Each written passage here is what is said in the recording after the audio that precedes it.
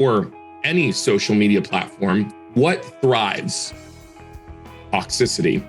Toxicity thrives. Why does toxicity thrive? Well, we look into a history of it. It all starts with 24-hour news networks back in the early 70s, late 60s. They didn't have anything to report. So what did they report? They just, everything negative. Oh, avoid the negative feelings whatsoever. Because you need to face the negative feelings head on. But if you're in your lowest of lows and you could remember that one positive moment, it could very well save your life. The positive vibes only thing was trying to countercultural. I think it happened 3 years ago on Twitch, or 3 to 4 years ago on Twitch. Everybody was trying to be countercultural, but they went way too far with it. And it is the worst. I think, in my opinion, I'd rather have toxicity than positive vibes only.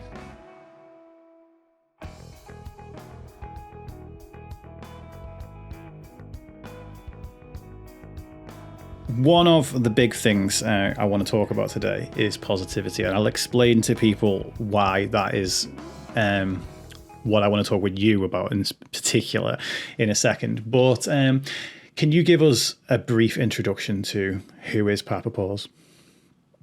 For those who do not know me, my name is Pappa Paws. I'm a mental health advocate and facilitator here on Twitch. I hail from Canada, currently working on my master's in counseling psychology. I am a full-time content creator. I sometimes make money on this platform. Sometimes I'm broke. But at the end of the day, what I'm rich in is community, love, appreciation, support, and a sense of belongingness. And what was it that drove you to full-time content creation?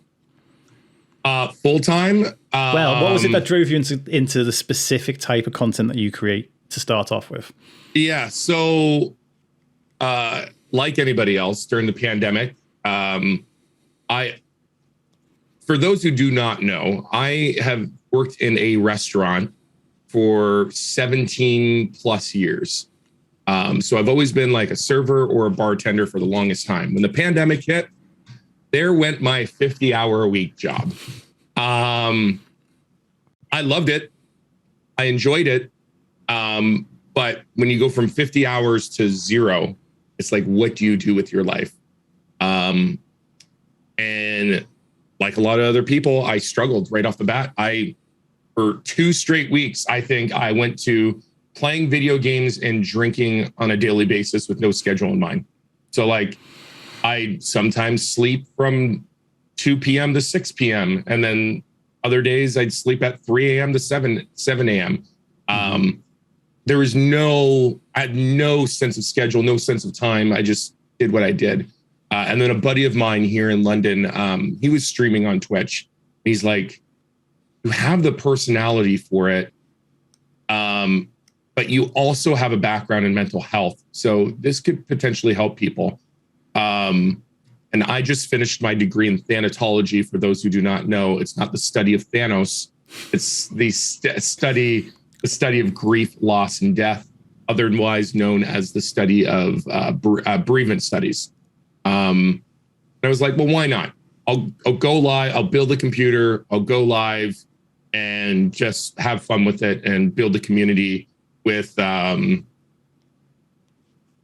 see what happens from there. So went live, and here we are today, and went full time in October of last year, and somehow still here on this platform and not canceled yet.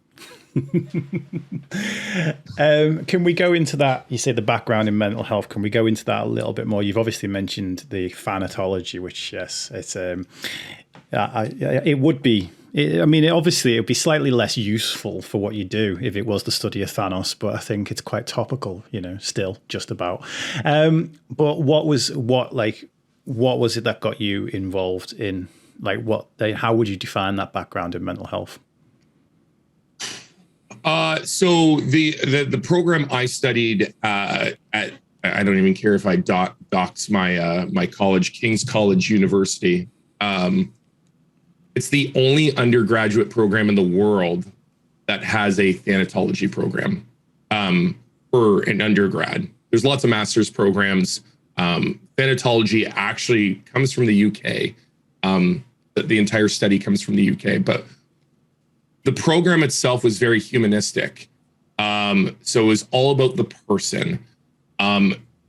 What I've noticed, and I do have some psychology classes under my under my belt. Psychology, some of the psychology classes would just focus purely on the theory. This is the theory. This is the theory. And maybe we'll end up talking about this, but what a lot of people are noticing when they do meet a counselor, and I've been in counseling for God knows how long. I'm 32, so 25 years I've been in counseling at some point in time for something in my life. But what a lot of people are noticing with their counselors, they're all theory. It's this theory, it's this theory, it's this theory, it's this theory. It's never really about the person. So what the thanatology program at King's taught us is, cool, you can know all the theory in the world, but if you're not there for the person, does it even matter? So we did a really incredible job at teaching you basic theory, but also incorporating in a way of like, how do you apply that theory in a humanistic pattern? So that is like my background in it. And currently when I'm studying counseling, master's in counseling psychology, I'm more going towards the angle of, I like grief. There's something about grief that just like stimulates my brain. I love hearing stories of, it's weird. I like hearing stories of suffering. And it's not because I want you to suffer. It's because I want to understand your mind of how you can overcome that type of trial or tribulation. No, I can understand that. So that's my background in mental health. To be fair, I'm going to like just totally and utterly spoil the end of the podcast that hasn't even happened yet, because even though we're making it up, not making it up as we go along, but one thing I've just realized there is, because we're going to be talking about positivity, and that humanistic idea, like you've said there, is that positivity. I'm literally wrapping up the podcast evenly like this, but I'll never remember to say this at the end of a save it till then, you say, is positivity needs to be personalized, like with any of the theories that are out there. And I think a lot of the stuff we're going to get into today looks at kind of what happens when positivity is too cookie cutter, is too kind of like blanket, one size fits all, but the thing is that practically anything can become problematic when you try and shoehorn everything into the one space. So to get us over onto like that conversation is, I remember, so I have what I consider to be, I am an overwhelmingly positive person, despite the fact that kind of like life's gone to shit on more than one occasion for me. And I remember describing myself, because I was a kid in his 20s, guy in his 20s that needed to put something cool on his Facebook profile like 15 years ago. I remember describing myself as an eternal optimist. It's like, no matter what life throws at me, I'm going to be an optimist about these things. I'm going to be quite positive. And basically, after in 2009, it not really working out for me, and then it turned into a suicide attempt. In the recovery process of me from that point on, I very much worked on the whole think positive mental attitude. Like, think about things in the best possible way you can do. And for a little while, that felt like it had fixed me, And then basically my mental health was just like, nah, sorry, mate, no amount of thinking positive is going to make you think that you've cured your bipolar disorder or you've cured your depression. Here's a big chunk of suffering on top of that, which I always say now, because I'm an eternal optimist, that I'm grateful for, because I was turning into one of those very insufferable people that was just like, oh, it's all your mindset. Like, there is no good or bad, only thinking, make it so kind of thing. And that's kind of where I got. Now, the problem with that is what I found there was that was only relatable to people that agreed. And the people that agreed weren't the ones that needed your help. So as a result, positivity for me seemed to be a tool that was really useful. Well, I called it the shrinking middle class of motivation. It was really useful for people who were already kind of motivated, but for people who were struggling and suffering, it was not just not as useful, but it was just outright rejected, and people felt not unheard. People felt, toxic positivity started circulating as a phrase on all of this, and so that's why I would say what I consider myself to be is a positive realist. But then when you and I spoke a few weeks back, you used, I think, the exact same phrase to describe yourself. So, for you, what role does positivity play in what you do, and why is it so important to you? So I think there's like an extent of like positive mental attitude, right? You can maintain a positive mental attitude, but when you add realism with it, it is more of a useful tool. So why do I use positivity? At first it was a pun. And then things just started coming off naturally where, again, my slogan was my slogan today is still, you are loved, appreciated, supported, and belong here. I'm very similar to yours, where you're loved, you're valued, and you belong in this world. I am a high energy guy. Yes, this is not very high energy right now. It is early in the morning, but at the same time, I'm a high energy guy. And how can you get a message across to people? And how I also really hate the system. And being around a platform such as Twitch for such a long time, or any social media platform, what thrives? Toxicity. Toxicity thrives. Why does toxicity thrive? Well, we look into a history of it. It all starts with 24-hour news networks back in the early 70s, late 60s. They didn't have anything to report. So what did they report? They just, everything negative. Anything negative that you could report, they report. And that has changed the culture of society, where all we can think and thrive on is the negativity. But for me, it's like, why are we focusing on that? Why can't we focus on our success stories, where we've come from, what we're doing now? Like, you know what? Getting out of bed is a win. Yeah. You know, talking about your feelings, talking about your emotions, that's a win. So from my personal experiences, learning of how I used to just wallow in like the negativity and continue to bring myself down, and I call myself sometimes a perfectionist, and perfection doesn't exist. I knew how much that was bringing me down. So it's like, how do you change that mindset? How do you change the narrative of not only your own life, but but explaining it to other people from a very humanistic perspective? Yeah. So then it just became a thing where it was, you know what, we need to be positive for the sake of not only being countercultural, but because we fucking need it. Because we're in a world that continuously wants to hammer us down and doesn't want us to succeed. But who's there to build us up? And I think that's the biggest question I asked myself as I started getting more amped up about content creation is, who is building anybody up? Like, who is building you up in your life? And like, you're lucky that you have a lovely spouse, but for somebody like me, right? I am a single guy at home by himself with no family, no support systems. So what does somebody like me do? How do you build somebody who has nothing? So it's basically, I chose to be that guy to build people up, because who else is going to do it for them?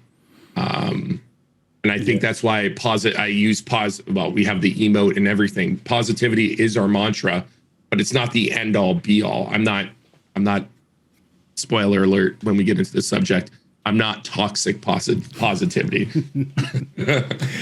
Yeah, I mean, first of all, it's funny you should mention my wife, because in this instance, because actually there's a long running joke in our house that she doesn't need to build me up or give me compliments, because she doesn't get a space to do it because I'm too busy doing it to myself.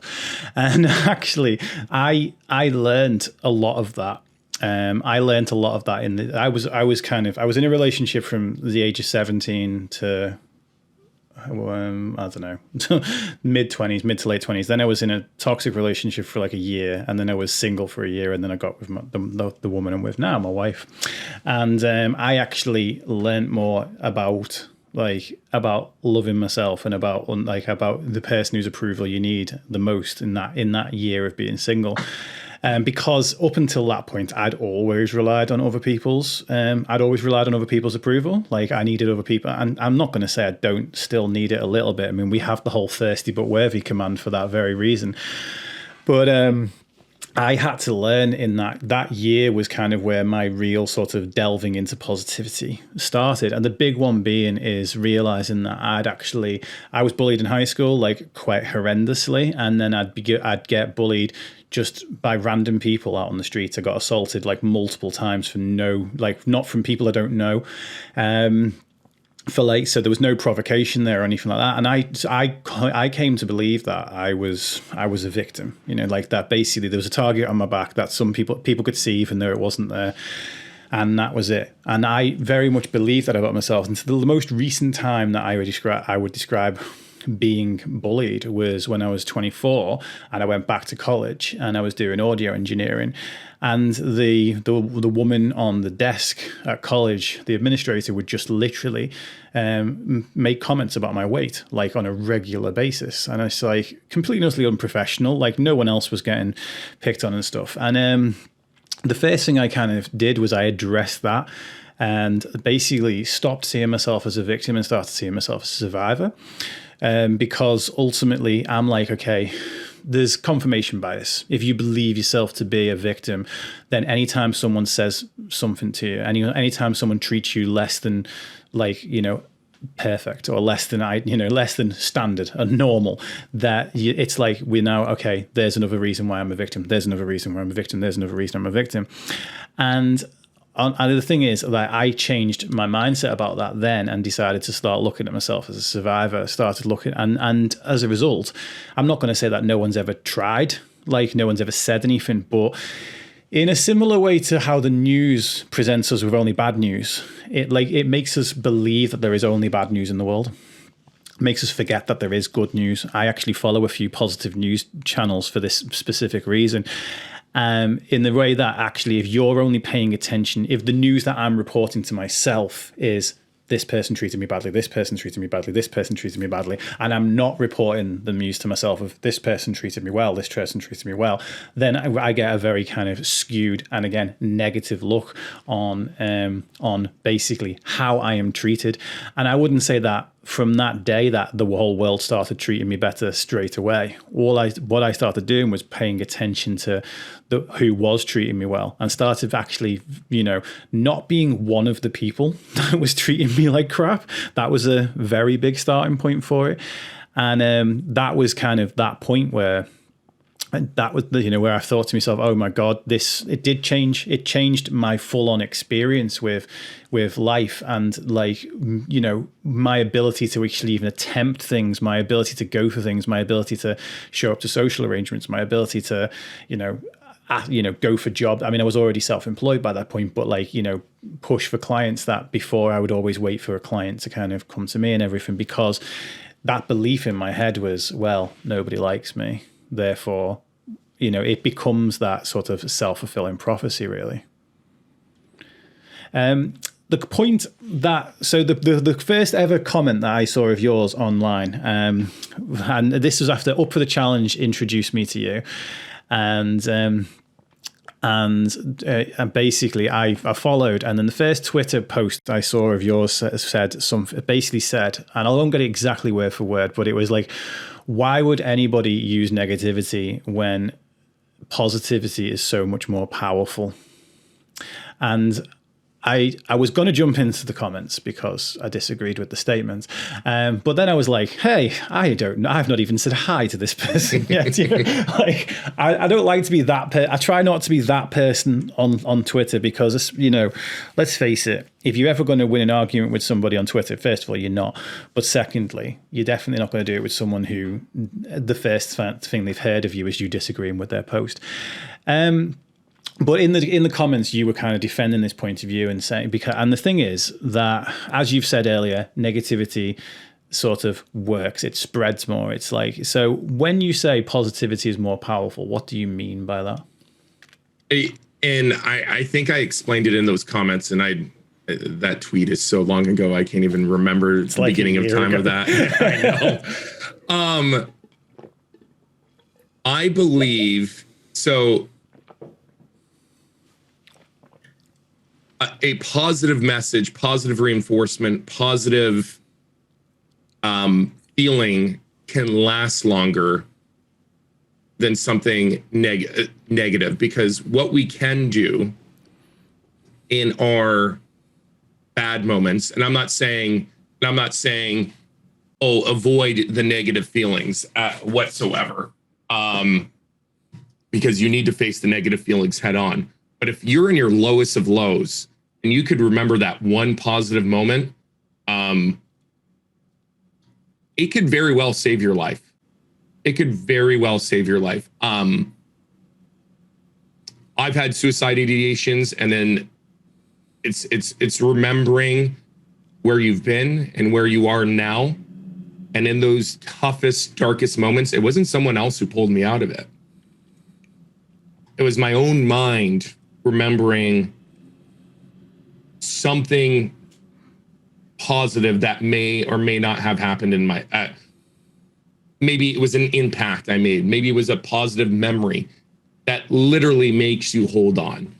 And in those moments, that positive feeling can carry you through the negativity.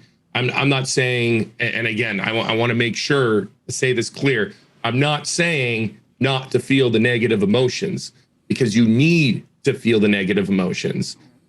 But, and I think you said, when you're talking about bullying in the university, you nailed it like spot on. You said it wasn't playing the victim, it was being the survivor. Mm-hmm. Too many times in this world, we play the victim, because playing the victim is easy. It's a cop-out. It's honestly a cop-out. It's basically saying, you know what, I just give up and I don't want to try. Yeah. But playing a survivor is basically saying, you know what, there is something positive here. There is something good here. And we can overcome it by working through what we need to face. So when I was discussing that specific Twitter post, I was focusing on the good that you could do. Think of like I know that you do stuff for charity. Up does stuff for charity. I do stuff for charity every stream. The power of just donating money towards charity. Holy crap, everybody's on board. Think of all the charity events hosted on this platform or any platform. People get excited. They're enthusiastic about it. Yeah. So it's and I think those moments are way more powerful than somebody, I'm trying to grab a Twitch moment, than somebody dropping a derogatory term, right? That derogatory term, we all hear about it. We all hear about the news. But when somebody raises, I look at Dr. Lupo as an example. When Dr. Lupo hit $1.3 million in his stream, that resonated and blew up everywhere. But when somebody used a derogatory term, it only stayed within the content creation world. But when somebody raised $1.3 million for charity, that was sounded off around the world. Yeah.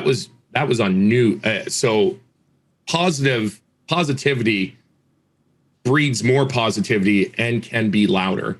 But it, yeah, go ahead. Why do you think that people are more likely to actually share something negative? So I'll give an example of this, and I made a kind of vow with myself to not do it at the beginning of the year. Was it's very common within streamer culture to, if someone comes into your chat and drops some negativity, for you to kind of like, for people, not you as a person, but like for streamers to then kind of say, oh, I can't believe this person came in and said this today, and then usually that'll get their own community to kind of like rally around them, but rarely would you find that same person would be like, oh, I can't believe that somebody said this today, and it's something really nice that the person said. Like, we're more inclined to share that we had a troll in chat today than we had a lovely person in chat today. You know, it's like, and why do you think that is? It's the shock value. That's all it is. It's being influenced by a culture that has been so negative for so long. Like, the first thing you do when and I know you follow some positive news networks, which is great, and I highly encourage other people to do so. If you turn any main media source on, what are you going to see right now? COVID's on the rise. This mass murder happened. This, because we're influenced to think negatively first. Yeah. It doesn't matter if you're sheltered or not. Like, and I say sheltered. You come from a homeschooled family or a non-homeschooled family, it doesn't make a difference. The news is the news, it's out there, and the culture is still influenced by that.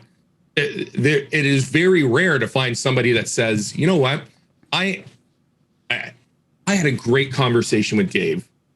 Dave and I met in person. Like, we had a great time together. But if something negative happened during our meeting, that would be the first thing talked about, because that's how our brains are trained.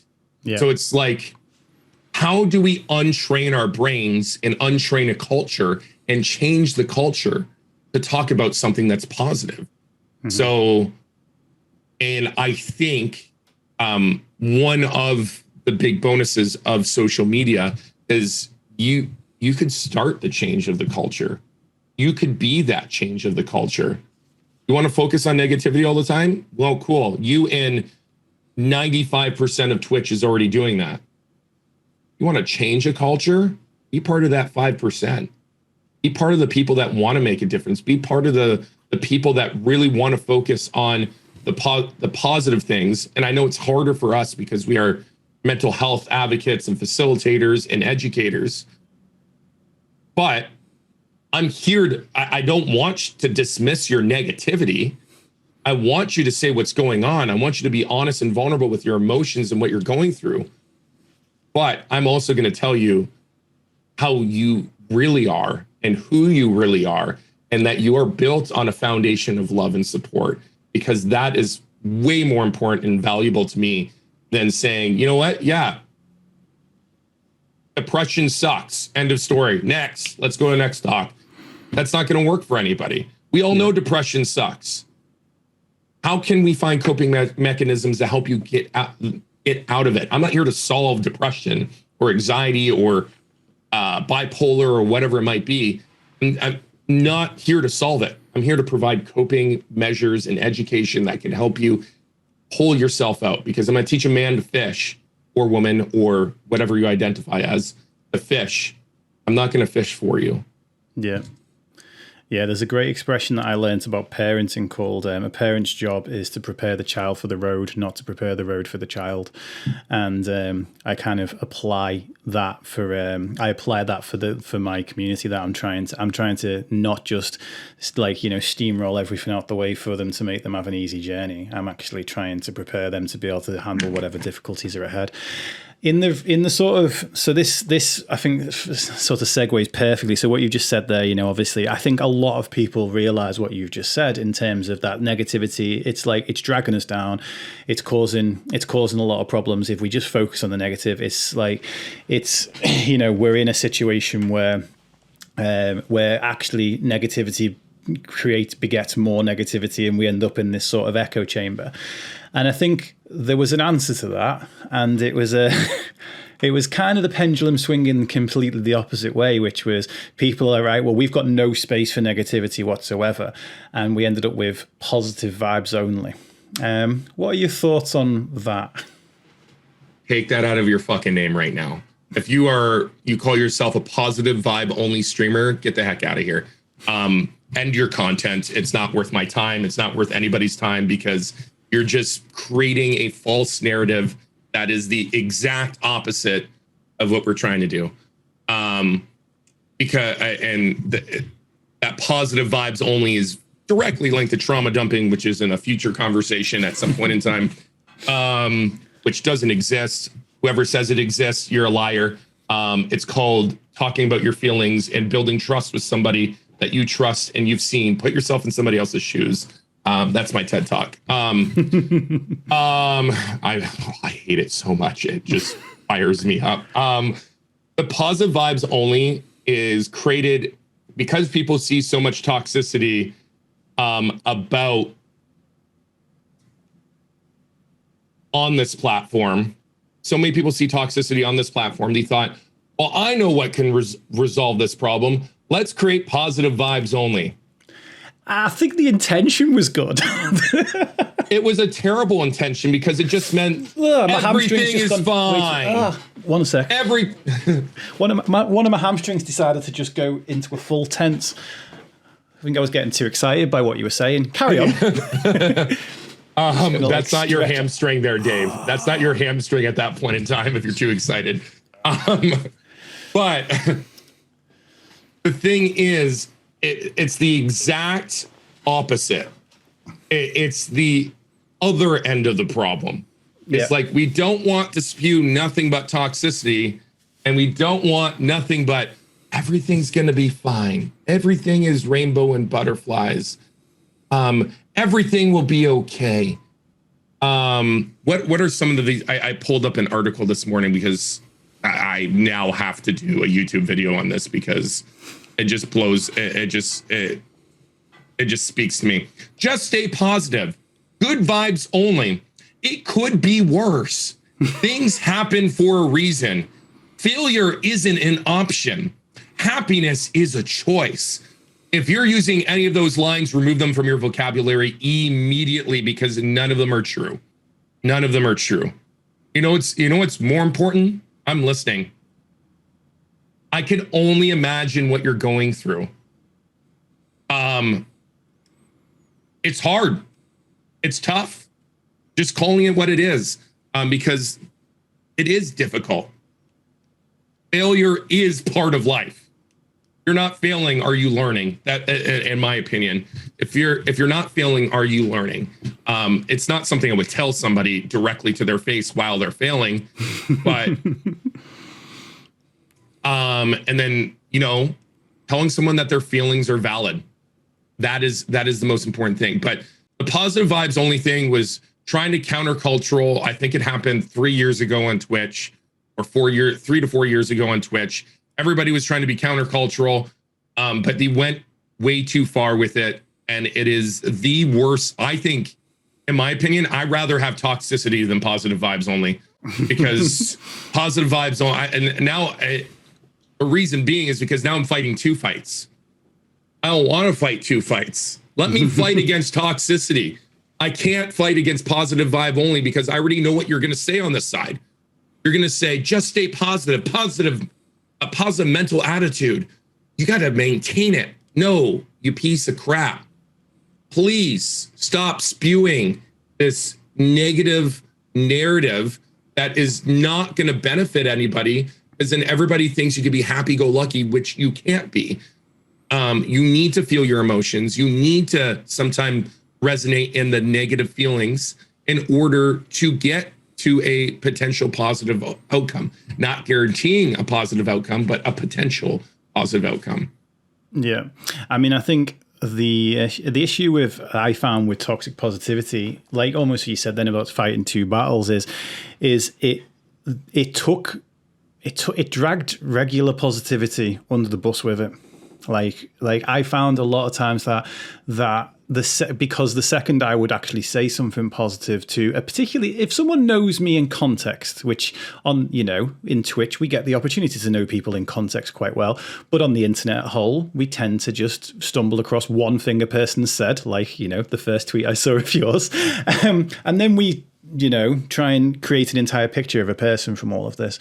But I found it that actual genuine, well, I suppose contextually positive people tended to now suddenly be coming under attack because people, the same as kind of what happened initially when toxic masculinity started getting thrown around as a term, is that like some people said, or in fact, some people on the side promoting the phrase toxic masculinity believed that all masculinity was toxic, and that's not the case. And then a lot of people on the male side of things were like, well, I'm masculine and therefore I'm toxic, and that's not what anybody was saying. People were saying that within masculinity there are toxic traits, and the same as like what we're saying here is within positivity there are toxic traits. But the message I felt that was heard by a lot of people was, actually, positivity, it's like we don't do that anymore. If someone's being all positive and is being all like, is being all high energy or whatever, we're just not even going to listen to that person whatsoever, because they're going to just tell me one of those many lines that you've just said. Yeah. Sorry, I just saw someone in chat and was responding to their message. And just so that they know, it's probably because you do not trust your boss or mates, and that's why you don't feel comfortable discussing what you're going through. And once you gain that trust with that person, then it's easier to talk about your emotions, because it's all about setting boundaries and gaining trust with people. So at the end of the day, your behavior is not toxic. Don't let anybody. That's okay. You could talk to people through gaming. That's perfectly okay. You're at least having an outlet. That's important. Hold on to that. You have a outlet, a support system, which a lot of people do not have. So, sorry.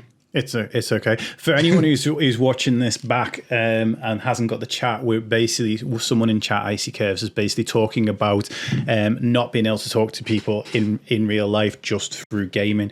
And yeah, I'd just echo what Pappa Paws has just said then, really, is the fact that if I look at the generation of like my kids, they speak to each other much better through text than they do through actual face-to-face conversations, whereas my generation would be like, we prefer having the other 95% of non-verbal communication there. So it's down to, if you have a way that is, it's like it's society dictating whether or not it's the right way or not. But like Pappa's just said then, you have an outlet for it, and don't dismiss the fact that it's through gaming because it's not IRL. Or basically, we had this very brief discussion just before we started the interview today, is that another Pappa Glitch uses the expression AFK, so away from keyboard, as your friends that you see not online, because we've got this idea now that because we use the IRL as the thing, that these people aren't in the real life, they're not in the real world.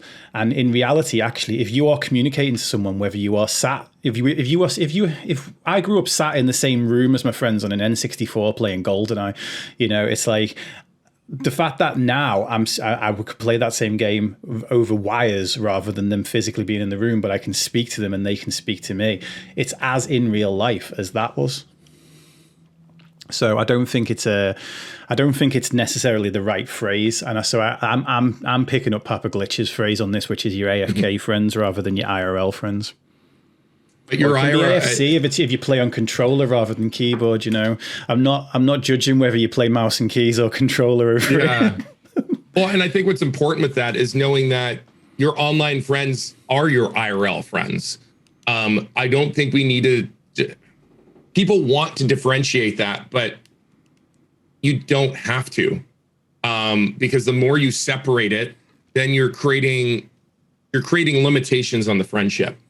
You're saying that I could only be friends with this person online, but then why would you want to limit that with the possibility of, meeting that person and building a friendship? And I think, like somebody just said in chat, they met their wife through gaming. I know many stories of people who've met their partners through gaming.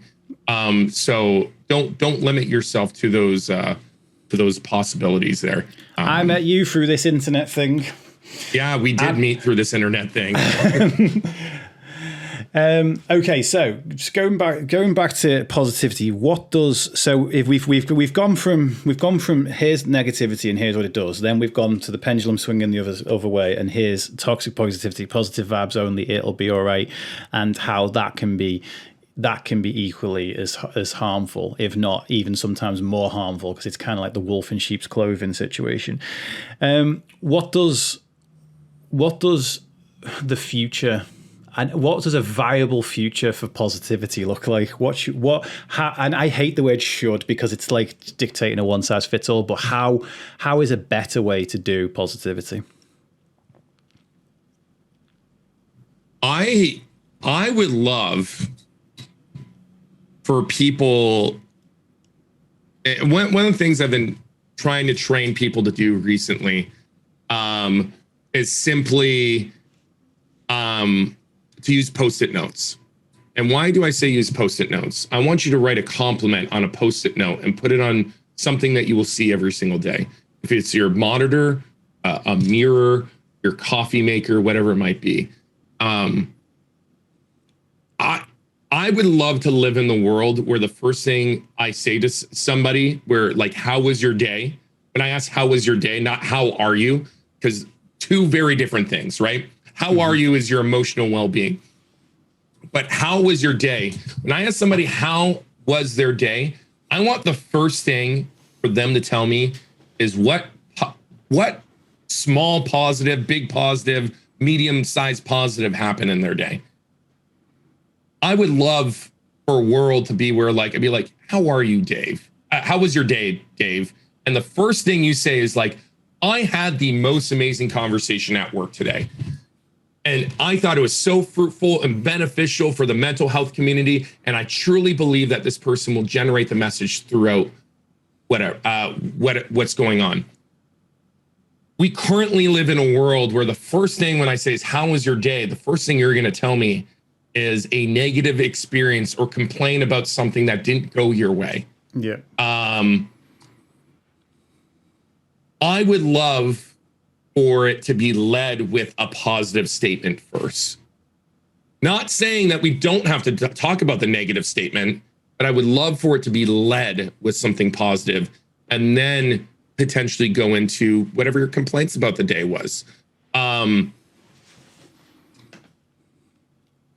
But it's so hard to, because like you said, it's hard to create a one size fit all. And what does positivity look like? But I think what it ultimately does come down to is I would love for people to think more highly of themselves and not let society determine their self-worth. And I think that's what really ties into positivity. Healthy positivity is that a healthy outlook of who you are and understanding who you are as a being. So like, I am Pappa Paws. I understand that I struggle with loneliness, OCD, spouts of depression and anxiety, but I do not let that control the narrative of my life. Mm-hmm. So it's like, yes, there's all these negative things that may feel like it weighs me down, but and it goes back to earlier playing the victim versus the survivor. It's looking at that narrative within you, being like, you know what? I am worthy of love. Society does not determine my value. My productivity as a whole, as a human, is dependent on my goals, on my aspirations. And what I achieve today, small, medium, large, whatever I may achieve, is an achievement in itself. So if it's for me on a really bad day, just getting out of my bed, that's a win. Yeah. I had a great day. You know, I had a great day. I got out of bed. Or, you know what? I got a raise at work. Whatever it may be. So it's not letting It's not letting society determine what is positive and negative for us and creating our own narrative, because too often we allow society to control our narrative for us. And an example of that is like, at least from a Canadian perspective, or potentially a North American perspective, as soon as you graduate high school, you have to go to university. You have to get a degree.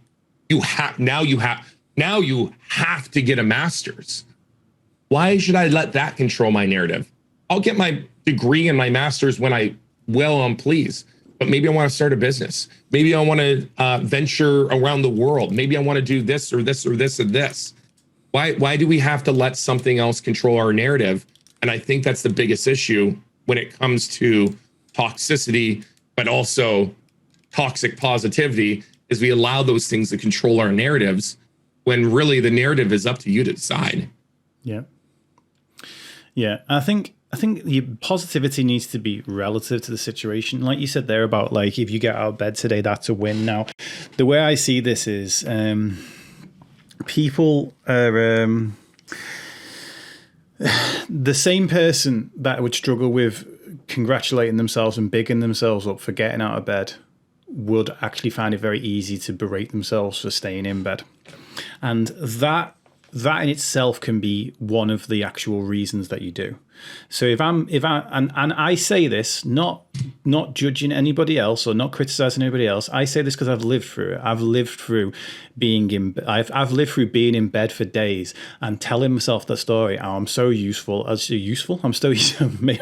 There we go. My positivity is literally just happening by accident now. But like, I'm useless. I'm such this. I can't believe I've been in bed for days and all the rest of it. Now, but then at first, I would never turn around and congratulate myself for the fact that I got out of bed. Historically, I do now. The way I describe it to people is that about moving the goalposts as to what you need at the time.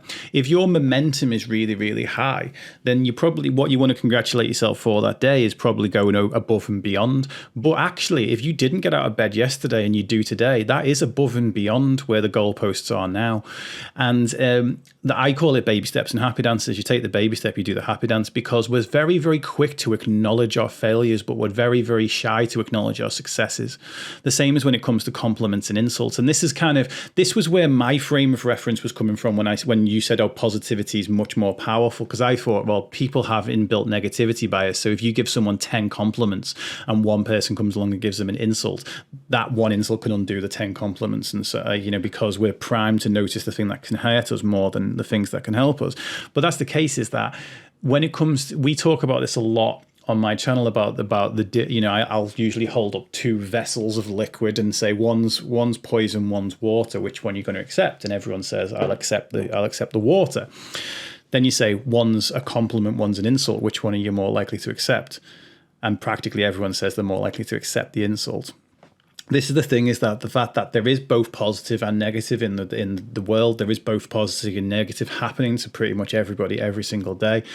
The things that we hold on to and carry with us are the things that actually impact us. If you were to hold on to a compliment and feel all warm and fuzzy inside for the rest of the day, some people might see that as being overly positive, but actually the opposite of that, of taking that insult and carrying it with you, is further. And there's a little story that a little old kind of Buddhist story that I love to tell from this, which is the story of the two monks. You've probably come across it at some point, where there's two monks walking along by the side of a river. And there's a lady who is basically, she's crying at the side of the river, and she says, the elder monk approaches her and says, what's wrong, child? Why are you crying? And she says, oh, today's my wedding day, and I can't get across the river without ruining my dress. And without a further thought, the elder monk just picks her up, puts her on his shoulder, wades through the water and gets her to the other side, leaves her there dry, and walks back. And the younger monk is absolutely fuming with him because they'd made a vow to not touch women.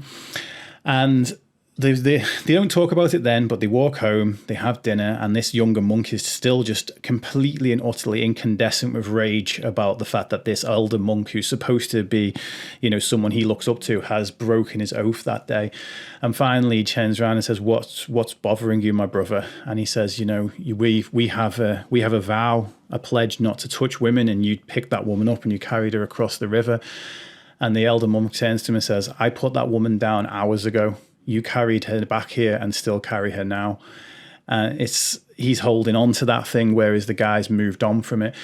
And I think that's the whole thing, is that the big issue I had when toxic positivity came along, and why I actually try and fight for real positivity and the fact that it's still there and it does still exist, is the fact that actually it's an extremely useful tool, but you have to want to use the tool. And if you're in an extremely negative mind space, and you think that's not useful to me, I'm not going to use it, or in fact, it went from kind of that's not useful to me to now, oh well, that's just toxic positivity, and that's actually more harmful to me, so I'm not going to use this tool. And I think no one can tell you this. This comes back to perspective. No one can tell you to do that. The only people that seem to get it are the ones that go past it and try it for themselves and go, "Oh crap! It didn't fix my life. It didn't change all these things that were happening to me. But what it did is it gave me a better attitude about my position within this situation, and it made me feel more empowered within this situation. And then actually, by being more empowered within that situation, I then settled for I wouldn't settle for being treated that way. So I actually fought against this, or I actually reached for something that I wouldn't have normally reached for and got it. It's like if a person believes that they're not going to get the job that they're going for, then they're going to act differently in that job interview. If they believe that the person's going to turn them down if they ask them out on a date, they're going to act differently. They're going to act in a way that often gets them, well, the expression I steal from Kung Fu Panda, often we meet our destiny on the path we choose to avoid it. It's like they're going to get the thing that they're actually expecting, whereas actually it's that old cliche, reach for the clouds, reach for the stars and land on a cloud kind of thing. It's finding where the actual right place to reach for is for you. Because some people might reach for the stars, land on a cloud and be disappointed they didn't get the stars. Some people might reach for the stars, land on a cloud and be happy that they got somewhere above the pavement. It's finding what actually works for you, the right level of it that works for you. But the big thing I often find is that people dismiss it before they try. Or it's been delivered to them in the wrong way. Like, oh yeah, it'll all be all right. It's like, well, no. Like, I mean, you're talking about, grief earlier. That's where what your education's in, your background's in, is okay. Well, it's not going to be all right, is it? It's not. No amount of thinking positive is going to bring that person's loved one back. It's not going to fix that problem. And I think that's where a lot of positivity can go really the wrong way, in the fact that you're actually almost, it's like okay, a better thing to say there would be like, it's not going to be all right, and the person's not coming back. However, the pain that you're feeling right now, you will find ways of actually dealing with that. You will move forward with your life. And the thing that I like to say, which is what I used to kind of help me through when I lost my nan a few years back, was the fact that I reminded myself that she's lost her life, and if it was me that was in the other position, I wouldn't want her to lose part of her life by grieving. Like, I obviously wanted to grieve, but I wouldn't want her to kind of be like, there's a piece of me missing now because she's missing. It's like, I see it as an honor to kind of go, like, if I was to be plucked off the face of this planet today, I always joke saying that obviously I'd want my family to make a nice little shrine to me for a little bit and worship it for just a little while, but then I wouldn't want them to lose their life because I've lost mine. I feel like I've gone on about 64 different rambles there and not made any points, but well, I would also almost like challenge your thinking in that, because you could still hold on to somebody and carry them through your life and still have them alive. I'm not sure if you're familiar with attachment theory, bond theory.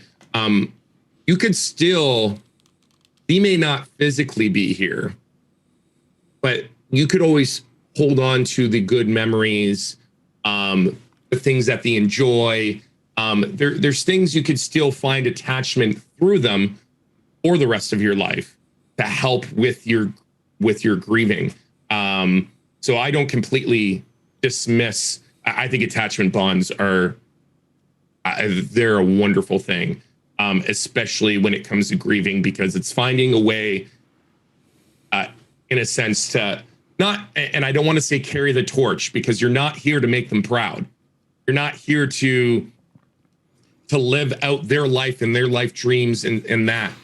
Yep. But it's carrying them through your life in a positive man. And I'm not even going to use the word positive, in a healthy manner, that allows you to live your life to the fullest, but to carry them with you throughout the rest of your life until either you're done through your grieving process. You're never really done through your grieving process, but where you're actually able to cope better through that loss to move on with your own life. Yeah.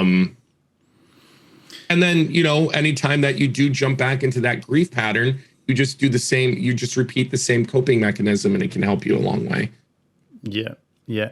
I think I want to latch onto a word that you said then, is you didn't want to use the words positive or negative. You want to use the word healthy. And I think that's why we have our whole appropriate vibes only thing in our community, because one of the, I got taught early on in kind of like some of my coaching qualifications to ditch the words positive and negative, because, and actually ask the question, is it useful? And a way, like I basically teach this in schools now, in the fact that, like, when we talk about coping strategies, is we don't talk about coping strategies as positive or negative coping strategies. First of all, because if calling something a negative coping strategy attaches a nice dollop of shame to it straight away, which doesn't usually help a person move on from a coping strategy, funnily enough.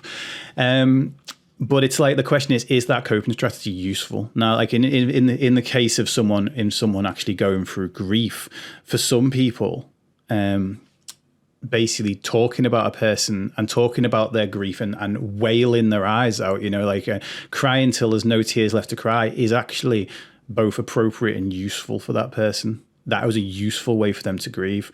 For other people, like, actually, even though you say you're not here to live all other people's dreams, for other people, they actually find that I'm going to go on to honor this person to be useful for them. And I suppose I talk about it in terms of, well, the concept I use is called slingshots and boomerangs. It's like, it's useful if it's useful in the moment, but it causes you detriment when the boomerang comes whipping back. So it's positive in the short term, but it's negative in the long term. And a slingshot being something that's difficult in the short term, but actually ends up being positive in the long term. And that's, again, like, positivity in itself. Maybe instead of talking about whether it's good or bad or all the rest of it, it's like, maybe it needs a rebrand. Maybe it's down to what is the most appropriate or the most useful thing to a person. If someone comes in and shares about their big win that day and they feel better for it, then that's useful to that person. Mm-hmm. That is, they've used positivity to be useful. If someone else comes in and rants about the shit that's happened to them all day, and as a result they feel cathartic and they feel like it's been effective to them, then that is positive. It's positive use of negativity. It is their method is useful. So maybe in this instance, it's a case of that, what is the appropriate thing for this person? What is the right thing for this person? What is talking about how good things are one person's tool, and talking about how shit things are is another person's tool, but both of these tools help build the same house. and I think and I know you said appropriate vibes only, and that's where, like, for a lot of communities, you may need an extra definition for appropriate. Is what's appropriate to you, or appropriate to me, or appropriate to some of the people in chat. The definition can vary. So it is a great word to use, but it's a dangerous word to use too if you do not define it. Well, our definition is what is appropriate to you as an individual. Yeah. And we've talked about this in terms of the concept of overreactions in the past, in the fact that I asked chat if there's such a thing as an overreaction, and it's funny how this is a whole completely different topic that could go on for ages. But like we do cherry pick a little bit about what we use for ourselves versus what we use for other people, right? So first of all, we don't tend to put other people down, but we do tend to put ourselves down. But in terms of, I said, is there such a thing as an overreaction? And what most people answered was whether they think they've ever overreacted, right? So, and what we understand is because we understand all of our own context. We understand like what has happened in order to build up to the reaction that we've just had. So if someone comes in and says that they don't like this jumper, first of all, they're fools. But if they come in and say they don't like this jumper and that's the only thing I've heard bad that day, then I'll probably go, all right, cool, no worries. But if like all day I've had people coming up to me and saying, oh, that jumper looks horrendous on you and all the rest of it, like, and the first few times I've kind of let it go, one person could be like the final straw that breaks the camel's back, and I would overreact to that person. But it's not an overreaction because it's, as far as I'm concerned, because people have been chipping away at me all day and this person just took the brunt of it. So contextually, it's a reaction. And then I asked, has anybody ever overreacted to you? And everyone said yes. So if moments before, everyone was like, no, I've never overreacted. It's always been appropriate. And then it's like, but has anyone overreacted to you? And the point of and then they're all like, yes. So people have overreacted to me because I've said something to someone and then they've taken it completely out of context and they've done this. It's like they may have taken it out of your context. They haven't taken it out of their context. So it's and I think it's really important to remember that. I mean, and there is a meme for this, it's the whole everyone that you know is fighting a battle that you know nothing about, be kind always. Mm-hmm. We hear this so much that it's almost lost meaning. But what I try and say is, okay, remember what is appropriate to you isn't necessarily what's appropriate to somebody else. Like someone else's response to this right now. Don't try and, as well, I guess my appropriate version of that grief thing was with like I say with my nan was, okay, she's lost her life. I wouldn't want her to lose her life if I died, blah, blah, blah, what I said before. So I use that as a way to justify the fact that I wasn't going to kind of, I was in university at the time. I didn't ask for extensions or anything like that. I used it as a reason to justify the fact that I was going to plow on ahead. I was still grieving. I was still upset, but I used that as a way for me to justify it. And it still makes sense to me to this day. Like I wouldn't want my death to be something that stopped other people from living their life. Because I know people that, are still in, I don't know, you probably don't deal with the stages of grief because they're too formulaic and stages. Nobody should be using the stages of grief. No, exactly. Exactly. Throw it out the window, burn it. It was great for the time. It was a learning tool to understand what grief was, and now we're here. Yeah, grief is not linear. Exactly. But just as a lot of people still stick with the stages of grief, some people still stick in the part of grief where I can't live without this person. And they do continue to exist without that person for 10, 15, 20, 30 years, but they won't allow themselves to move on with various aspects of their life. And again, that might feel right to some people, but that's not what anybody wants. Like, no one would want that for their loved one, for their life to end the day that your life ended, apart from, as I say, our ego wants it for like 10 minutes. And I think like through this conversation, the biggest issue with negativity and toxic positivity is that there's no growth. Mm-hmm.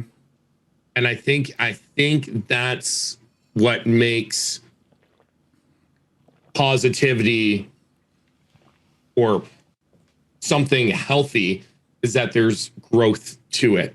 So in toxic positivity, there is no growth because you're not allowed to feel your emotions. You're only allowed to be positive.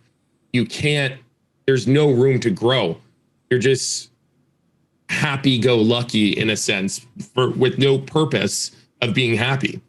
Yeah. And it's the same thing with negativity, is that you're being negative for the sake of being negative. What's that getting you? Where is your sense of growth from that? And I think that's the biggest issue I ultimately have when it comes to both. And even you were mentioning how, like, someone comes in the chat or whatever they might be, and they spew nothing but negative. But if they do that every single day, are you actually growing? Are you growing? Or now you're just playing victim instead of being a survivor. Because if you're just going to complain every single day, that's negativity. That's not a coping strategy. If you have to unload and, in a sense, dump some negativity off your chest, that is okay. Go see a professional, because they'll handle that and they'll walk you through it and give you coping strategies so you don't have to take these big mental dumps all the time. Not saying they're not bad, but if you're doing it every single day, then you're participating in the negative narrative, and you're not necessarily growing. So I think through this conversation, what I'm learning is that growth is the most important part of it. Are you growing? Like you said, is it useful? Is it useful? So if you're not feeling a sense of growth through your positive outlook or negative outlook or whatever it might be, by moving that goalpost, shooting for the stars, shooting for the moon, landing among the stars, shooting for the stars, landing among the clouds, whatever it might be for you, whatever saying that you need to use to work best for you, is, am I growing from this? And when I say growth, I do not mean that I just basically jumped from here to the moon. When I say growth, I mean, did I take this much of a step? Yeah. Did I move a centimeter or an inch or a meter, whatever metric, whatever system you want to use? Did I move a bit? Because growth doesn't necessarily mean that I took the most giant step of my day. No. Like we said earlier, getting out of bed is a step. Yeah. If I didn't get out of bed the day before and I got out of bed today, that's a step. And that's growth. Yeah, and that's it. It's like that growth can be whether you are growing on your big picture overall in your life, or it can be, am I growing contextually in this phase in my life? You know, right? Rather than like, am I improving on this right now? If a person, I always said, what was the expression? When it says, don't compare yourself to anybody else, just compare yourself to who you were yesterday. I loved that expression when I was on the climb, when every single day I was better than I was the day before. Of course, you know, most journeys involve a fall or two along the way.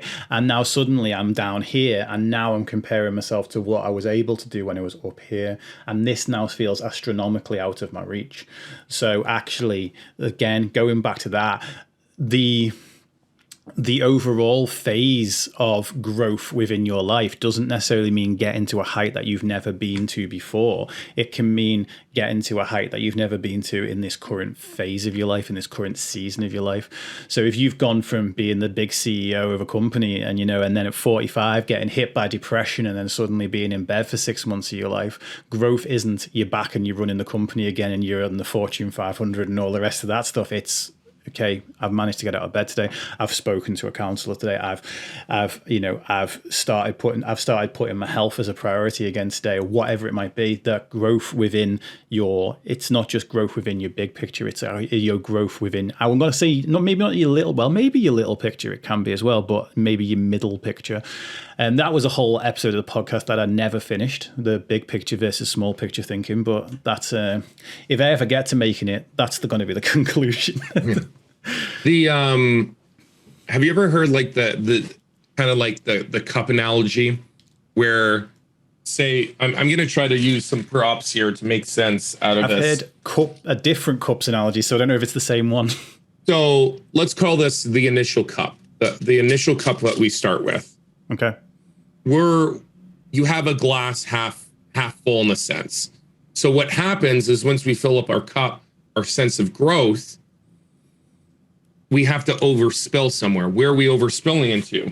Well, at that point, our cup is growing. Mm-hmm. So we're spilling into another cup. Our cup has grown.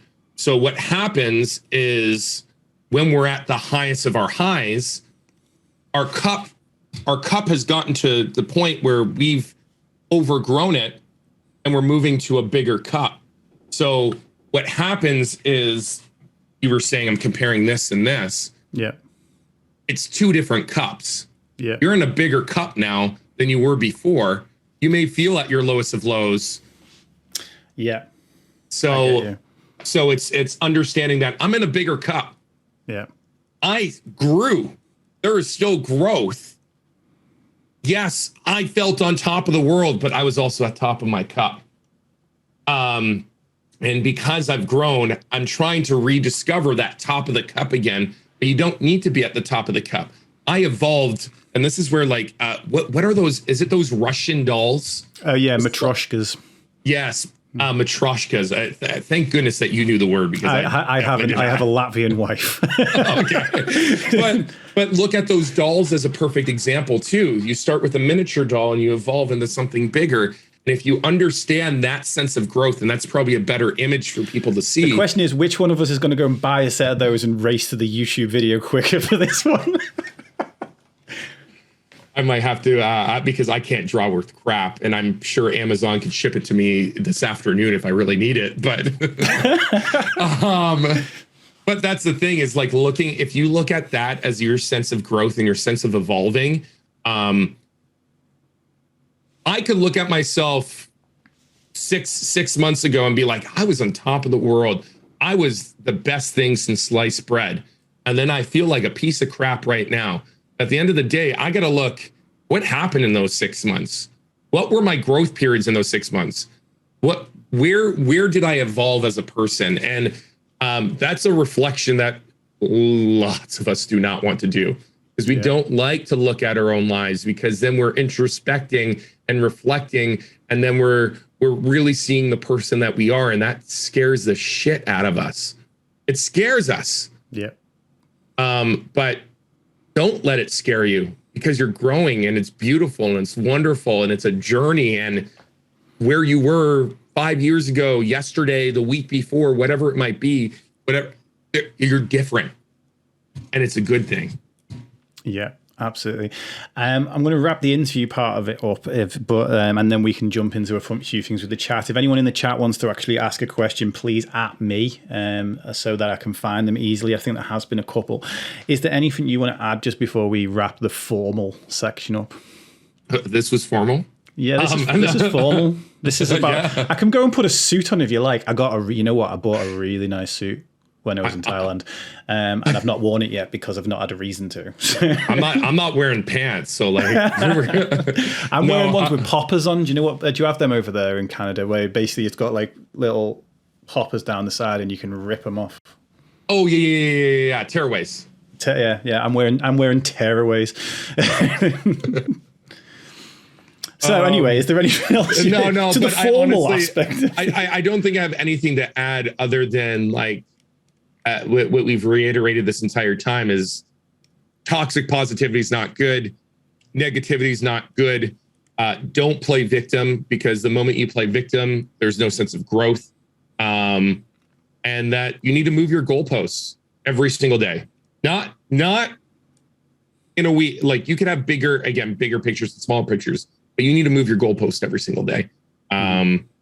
Create something that you want to achieve today. If it's just telling yourself that, hey, I look freaking good today, or hey, I got out of bed, or I ate breakfast, or whatever it might be, create those goals for yourself. Yep, agreed. Awesome. Right, everybody. Where is the best place to... can we have some exclamation mark love and exclamation mark hype and stuff like that up in the chat for Pappa Paws? And Pappa Paws, where is the best place for people to find you if they want to come and check you out on the old socials? Outside of your chat. Yeah, you can self-promote. I hate self-promoting. It's cringeworthy for me. If you Google Pappa Paws, you'll find everything about me. I'm Pappa Paws on Twitter, Instagram, TikTok, Hover. Oh yeah, YouTube. Especially Hover, because you're going for the next big streamer thing. Aren't you? I did, but I definitely did not qualify because I'm a mental health advocate and nobody likes them. What? People don't like us? Damn it. Yeah, I'm Pappa Paws on all platforms. I stream on Twitch Monday through Friday, 11 a.m. Eastern, 4 p.m. GMT, 5 p.m. Central European Time, 8 a.m. Pacific Time. Trying to get all the time zones through there. But you look at Pappa Paws, you'll find me. If you don't want to find me, you'll find me here. hanging out in Dave's chat typically. He's my morning content, and then I go on with my routine. But no, at the end of the day, it's I want these conversations to happen. These conversations need to happen, and it's more valuable for me to have these conversations with people than ever showing up to anything that I post, because it will be used against you at some point in time, like Dave used it against me today. I didn't use it against you. I wanted. Do you know what? One of the best episodes of the podcast I ever did was with a guy called Josh Connolly, and all I did for that episode, right? Because I don't disagree with people publicly very often. You see, all I did was picked a bunch of his posts because they were very. Basically, his posts make me think, but then make me go, oh yeah, actually. And not many posts do that to me either. I agree with something on gut reaction, or I'm like, nah, not for me, and then I move on. But Josh Connolly's posts basically would always make me read it, and then, if you insist. Okay, would make me read it and then read it again and go, and then try and get to the bottom of what he meant. So basically, I brought him into an episode of the podcast, and I said to him, can you, I disagreed with this, can you explain what you meant, for about an hour? And it was honestly, it was, what for me at least, it was one of the best episodes of the podcast, because I learned a lot, and I got my own perspectives and my own positions challenged on that. And that was exactly why I kind of wanted to start off with that, because since then I've obviously watched your streams. I've had you in my stream. I've met you in Manchester. Admittedly, we only talked a little bit of shop and just talked shit the majority of the time in Manchester. And but yeah, since then I've got the context on you, and what you said there makes a hell of a lot more sense. So and I think that's the important thing, is actually when we don't quite agree with something, it's not using it against. It's more like, actually, I want to learn from this, because this opinion kind of flies in the face of what I think. And therefore, I want to understand because I know about negativity bias, and how the fact that we are primed to notice things that are negative more, and how with posts online, if someone disagrees with a negative post, they will quote tweet it and say why they disagree with it. If someone disagrees with a positive post, they'll just go, ugh, this shit again, and scroll past. So as a result, negative stuff does spread faster. And I agree that positivity is it's much needed and in this world, and I think we do need more of it, but we need it done in a way where people don't immediately reject it, because they literally lump it in with all toxic positivity immediately, and they lump it in with basically, there's a Jim Carrey, I'm going off on another tangent, but there's that Jim Carrey quote that says, I believe that depression is real, but I also believe that if you're not sleeping well, exercising, talking to people, eating well, all the rest of it, I've done an entire video on it, but if you're not doing all of these things, that you're not giving yourself a fighting chance. And in my opinion, that's one of the actual best examples out there in quotes on depression about genuine positivity. He's saying, look, all of these things all of these things work. The big thing to know is that actually, whereas eating well might work 20% for one person, 40% for another, 80% for another, and 4% for somebody else, right? It's about giving ourselves that fighting chance. And actually, if we're dwelling in negativity and constant, especially the victim mindset, which I've been in myself and I know how damaging it can be, if we're dwelling in those things, we really aren't giving ourselves a fighting chance. And it's about giving those things a go. And we get stuck in this rut of thinking positively it's not going to change everything for you, but it might show you the next step of the journey. It might, from a more positive perspective, you might see a solution, or you might take an opportunity that from a negative perspective you would have just completely dismissed, and that could be the thing that changes everything for you.